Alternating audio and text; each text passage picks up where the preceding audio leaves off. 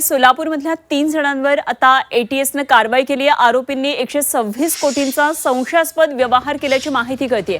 तीनही आरोपींनी 10 कोटी 50 लाखांचा निधी हा आंतरराष्ट्रीय संघटनेला दिल्याचं तपासामध्ये उघड झालंय। सोलापुरातल्या नागरिकांकडून निधी गोळा करत हे पैसे संबंधित आंतरराष्ट्रीय संस्थेला दिलेत असं समोर आलंय आणि आरोपींच्या मोबाईलमध्ये पाकिस्तानातल्या 70 पेक्षा अधिक लोकांचे नंबर आढळले।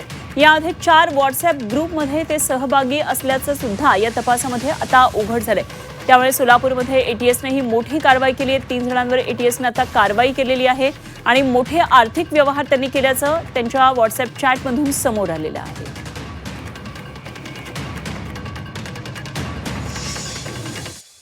जवळपास त्या संस्थेच्या काही सदस्यांकडे जवळपास 70च्या पुढं पाकिस्तानी नागरिकांचे नंबर असल्याचं आढळलं। पाकिस्तानी नागरिकांचे व्हॉट्सअप ग्रुपला या संस्थेनं जॉईन केल्याचं आढळलं।